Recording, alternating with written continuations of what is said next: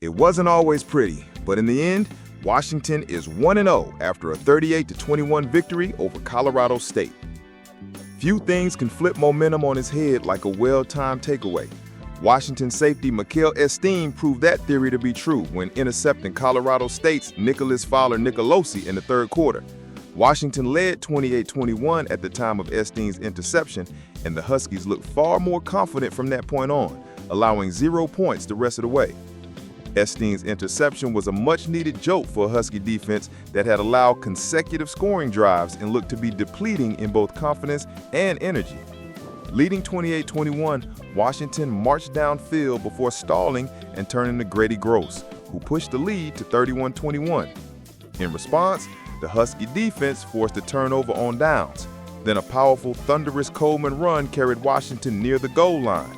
Jedd Fisch gave it right back to him, allowing Coleman to secure his second touchdown of the night. How it all happened. Washington was the first to find the end zone, opening the evening with a 6-play, 59-yard drive capped off by a 26-yard touchdown run by Jonah Coleman. Unfazed by the daunting task ahead, Colorado State marched without fear, scoring a touchdown of its own to ease its nerves. If Washington is going to reach its ceiling this season, it'll need a heavy dosage of Coleman. He finished Saturday's season opener with 177 yards and 2 touchdowns on just 24 carries. The scary part? It looked easy for him, and the slimmed-down version of him certainly seems to have more burst and quickness than the Coleman of last year. Washington regained the lead early in the second quarter when Adam Muhammad scored from 1 yard out to put the finishing touches on a drive that stretched 88 yards in 7 plays. CSU running back Jalen Dupree joined Taj Bullock as the Rams with a touchdown run, knotting the score at 14-14. Washington continued to add points when USC transfer tight end Cade Eldridge scored from 1 yard out, finishing a 7-play, 59-yard drive. CSU's final points of the game were scored when Fowler-Nicolosi found Jackson Warren wide open from 20 yards out. In response, Washington quarterback Damon Williams found wide receiver Denzel Boston for a highlight grab in the back corner of the end zone. Before Colorado State could match the score, Esteen slammed the door and never looked back at CSU's rally.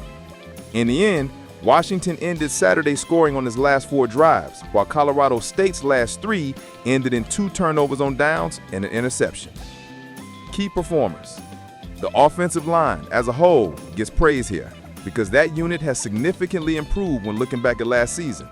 Anytime a running back runs for 177 yards and a quarterback throws for 226 with an additional 68 rushing yards, that O-line is doing something right.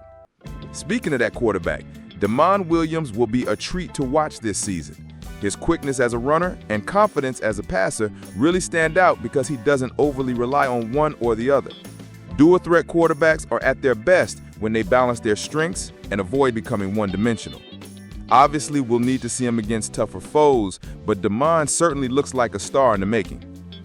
Northern Arizona transfer Alex McLaughlin was all over the field and let Colorado State hear about it.